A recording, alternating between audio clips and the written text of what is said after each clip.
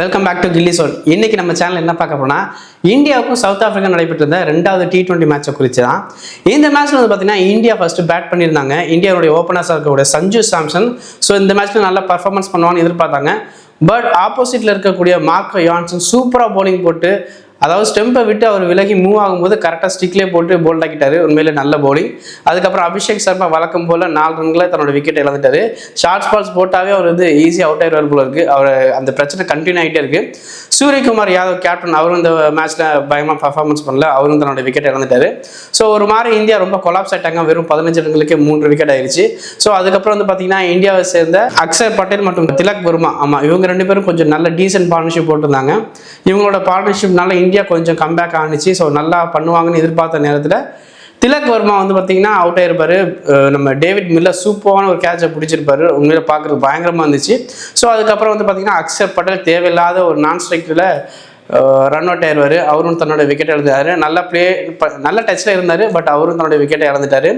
So அதுக்கப்புறம் வந்து பார்த்தீங்கன்னா ஹர்திக் பாண்டியா வழக்கம் போல் சூப்பராக இன்னிங்ஸை கொஞ்சம் பில்ட் பண்ணி கடைசி நேரத்தில் அடிக்கலாம்னு கொஞ்சம் ட்ரை பண்ணார். பட் அவரால் பெருசாக பர்ஃபார்மன்ஸ் பண்ண முடியல.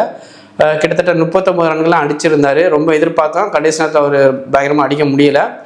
உண்மையிலே சவுத் ஆஃப்ரிக்கா நல்லா பவுலிங் போட்டிருந்தாங்க. அதனால் இந்த மேட்ச்சில் வந்து பார்த்தீங்கன்னா வெறும் 124 ரன்கள் மட்டும் தான் இந்தியா ஸ்கோர் பண்ண முடிஞ்சிச்சு.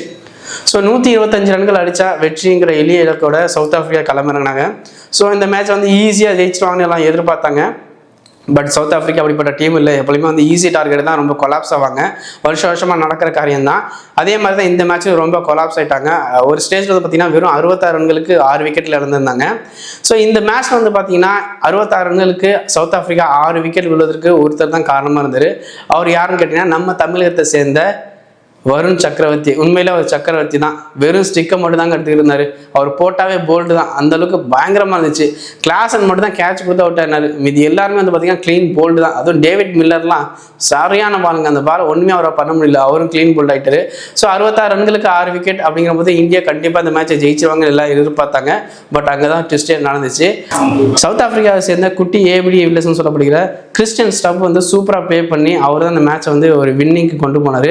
அது மட்டும் அவரோட கூட சேர்ந்து ஃபாஸ்ட் பவுலராக இருக்கக்கூடிய ஜெரால்ட் கோல்சி, அவர் பயங்கரமா பேட்டிங் பண்ணாரு. வெறும் 9 பாலுக்கு 19 ரன்கள் அடிச்சிருந்தாரு.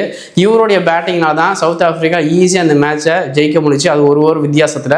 இந்த மேட்ச்ல இந்தியா படுதோல்வி அனுப்பிச்சிட்டாங்க. சரி பரவாயில்ல, இருந்தாலும் சவுத் ஆப்பிரிக்காவோட பெர்ஃபார்மன்ஸ் நல்லா இருந்துச்சு. மீதி இன்னும் 2 மேட்சஸ் இருக்கு. அந்த 2 மேட்ச்ல இந்தியா ஜெயிச்சாதான் இந்த சீரியஸை ஜெயிக்க முடியும். பட் இந்த மேட்சை இந்தியா கண்டிப்பாக ஜெயிச்சிருக்கலாம். பட் லூஸ் பண்ணிட்டாங்க. இதுக்கு வந்து கிரிக்கெட் வீரராக இருக்கக்கூடிய உத்தப்பா ஒரு கருத்து தெரிவிச்சிருக்காரு. என்ன சொல்லியிருக்காருன்னா, ஏன் அக்ஷர் பட்டேலுக்கு ஒரே ஒரு ஓவர் மட்டும் தான் கொடுத்தீங்க?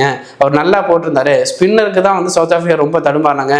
ஃபாஸ்ட் பவுலர்ஸை ஈஸியாக ப்ளே பண்ணாங்க. ஸோ நீங்கள் வந்து கண்டிப்பாக வந்து அக்ஷர் பட்டேலுக்கு இன்னும் கொஞ்சம் ஓவரை கொடுத்துருக்கலாம்னு சொல்லி ராபின் உத்தப்பா தன்னோட கருத்தை தெரிவிச்சிருக்காரு. கிட்டத்தட்ட அது உண்மையும் கூட தான். அக்ஷர் பட்டேலுக்கு ஒரு வாய்ப்பை கொடுத்துருக்காங்க. வெறும் ஒரே ஒரு ஓவர் தான் அவர் போட்டிருந்தாரு. நல்லா பர்ஃபார்மன்ஸ் பண்ணியிருந்தாரு. ஸ்பின்னை போடும்போதெல்லாம் சவுத் ஆஃப்ரிக்கா கொலாப்ஸ் ஆகிட்டே இருந்தாங்க. பட் ஃபாஸ்ட் பவுலர் வந்தோடனே, குறிப்பாக அர்ஷிப் வந்தோடனே நம்ம ஜெரால்ட் கோல்சி வந்து 6-4 அடிச்சு ஒரே ஓவரில் மேட்சை மாற்றிட்டாங்க. ஸோ ஈஸியாக இந்த மேட்சை ஜெயிச்சிட்டாங்க. சரி பேலன்ஸ் நடக்க போகிற இந்த 2 மேட்சையும் இந்தியா கண்டிப்பாக ஜெயிச்சாகணும். அப்போ தான் இந்த சீரியஸை வந்து இந்தியா பக்கம் வரும். இல்லைனா அந்த சீரியஸ் ட்ரா ஆகிறதுக்கும் வாய்ப்பு இருக்குது. ஸோ அடுத்த மேட்சஸில் இந்தியாவில் யார் நல்லா விளையாடுவான்னு நீங்கள் நினைக்கிறீங்க?